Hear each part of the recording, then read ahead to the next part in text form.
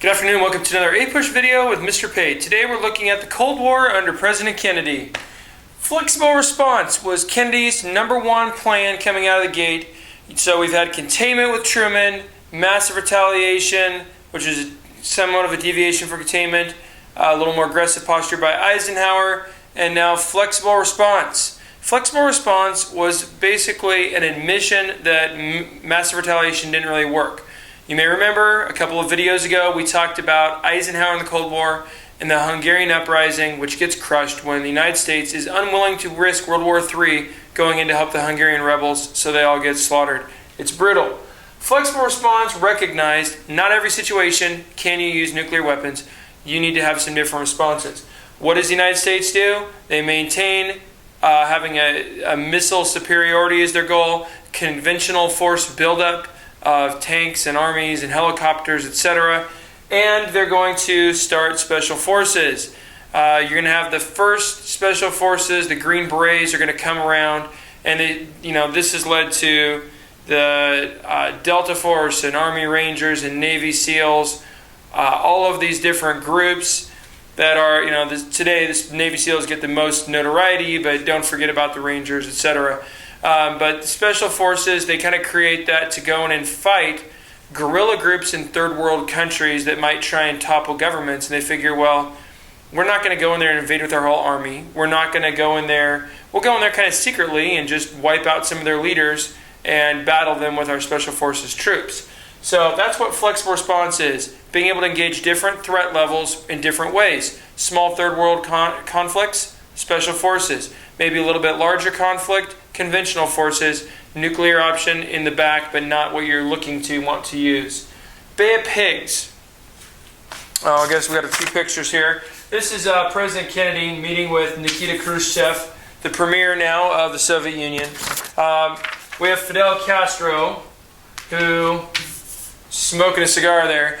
But the Bay of Pigs. The Bay of Pigs, essentially, it's a map of Cuba. I don't know how well you can see this. The Bay of Pigs is on the southern side. And the idea the United States had, this was kind of a CIA-backed venture that was originally dreamed up by the Defense Department under Eisenhower's administration. Kennedy approves it likewise. And what the idea was that they would have, they would basically be able to keep their hands off but support a revolution occurring. How would this revolution occur? Florida, which would be up here, had tons of Cuban exiles who had escaped. The United States was still smarting from the blow businesses had taken and just the whole revolution itself right off the coast of Florida.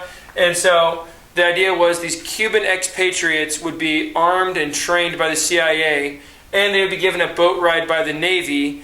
And then you would have the Air Force come from Texas and provide them with air support, bombing out a bunch of the Cuban Army units. And the idea was, hey, the Cubans can't possibly be happy with Fidel Castro. So what we want to do is we'll launch this attack where they don't expect it in southern Cuba. And then from that, basically it'll launch a popular uprising and topple Castro. One big problem. This is the Air Force didn't recognize the time zone difference, and they were an hour late because their clocks were in a different time zone and they didn't account for that. So this is a big embarrassment. By the time they come to bomb all the units, basically all of the rebel expatriates have been captured or killed. Bay of Pigs is a humiliating failure. To his credit, Kennedy takes full responsibility for it, however. After the Bay of Pigs, Kennedy does engage in some third world overtures. And by this I mean the Peace Corps.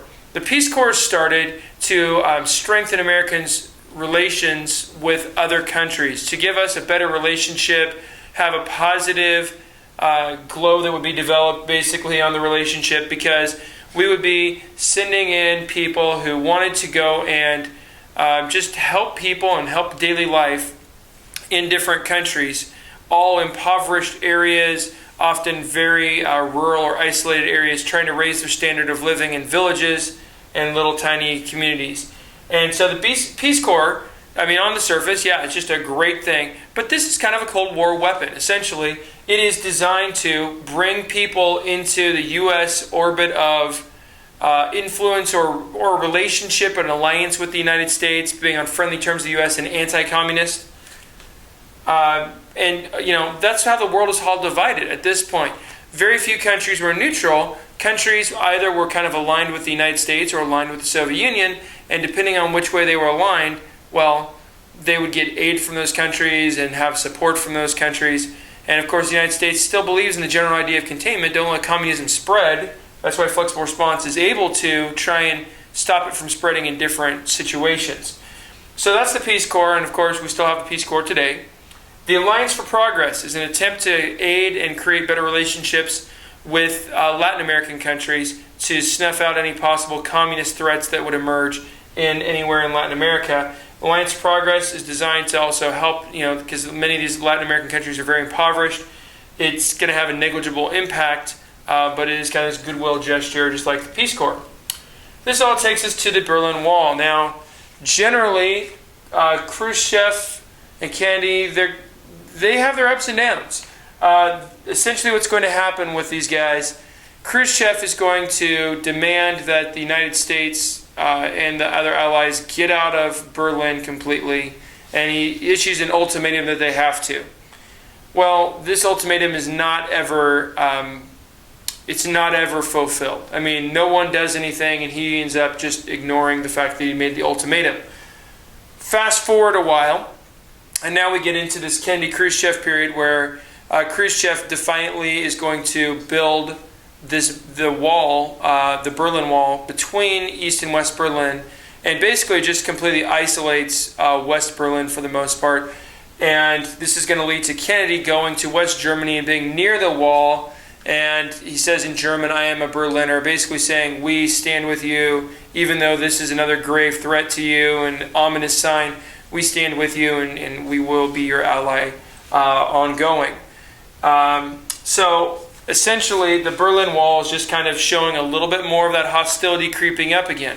And this all leads us to the Cuban Missile Crisis. The Cuban Missile Crisis, essentially, you're going to have an Air Force plane that goes and takes...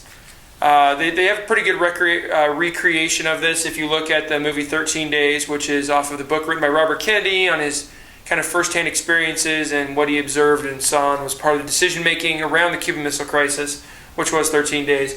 This Air Force plane flies a surveillance spy mission, and it notices that they have missile silos being built. This sends the United States into a panic because Cuba is so close to Florida, so close to the United States, that you really have some major problems that could emerge. One of these major problems is its proximity, that if it wanted to launch missiles, really, Soviet missiles could hit pretty much anywhere in the United States, and they could hit the eastern seaboard up to like DC or anywhere in the south with basically zero warning. You'd have no time to react to that. So this freaks out the United States, freaks out the Kennedy administration, and this is really, John F. Kennedy does not get much passed in terms of his own domestic agenda. You'll hear about that on the podcast. He really is a president with very few in the way of accomplishments. You can give him some marks for like symbolically standing with West Berlin, but nothing happens there. The Peace Corps is a nice thing, I guess. He gets a failure rating for the Bay of Pigs, which did not go well. It was a disaster. But the Cuban Missile Crisis, he handles it well. And the reason he handles it well, you could say, is because frankly, many of his generals were saying, let's push the button. Let's get the nuclear war going.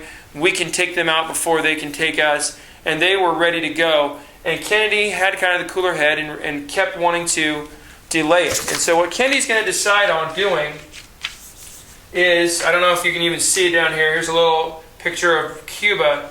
They're going to essentially make a blockade around Cuba and say, no way any Soviet ships come in there. We have basically a blockade around the Cuban island and a little bit of the sea around it, and any attempt by a Soviet ship to enter it basically will mean that we'll fire on those ships. Now, keep in mind, we've been talking about that there are proxy wars like Afghanistan we'll get to, Vietnam we'll get to, the Korean War, which we've already seen.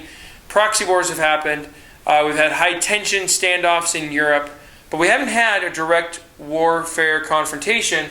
If the United States fired on the Soviet ships might fire back, and you could essentially get to a situation where war would occur. You could have nuclear missiles flying intercontinentally and the end of the world, essentially. Before they get to the quarantine zone, just before that, Khrushchev orders the Soviet freighters to turn around. The world breathes a sigh of relief. The deal that they make between Kennedy and Khrushchev with some back channel help is they will remove missiles, the stuff they already have there, and take those missiles home and not try and put any there, if the United States will later remove theirs from Turkey. Because the United States had some right next to the Soviet Union in a very similar situation that they'd already installed in Turkey. And so that's the deal that Kennedy makes. And both Kennedy and Khrushchev, thank you for not annihilating the world. Good job there. Now, one thing, Kennedy and Khrushchev, after this, they are going to dramatically recognize the need to calm things down and get rid of the super high state of tension. So they come up with like some nuclear test ban treaties, and they agreed to start talking about arms reductions and ways to cool the situation down and remove some of the tensions. Kind of a more minor way, not quite as serious, the space race is kind of the last thing, and Kennedy is going to call for, at his inauguration and early in his presidency, I want a man on the moon by the end of the decade. So this becomes this big race of who will get a man on the moon first. Of course, the United States gets there first, and they've been there the most times. And this is a big source of pride to the United States. It kind of reverses the feelings from Sputnik and earlier space missions when the Soviets always seemed to be there a little bit earlier than the United States. But that's all the time we have for today. Stay classy, Sam Barlow.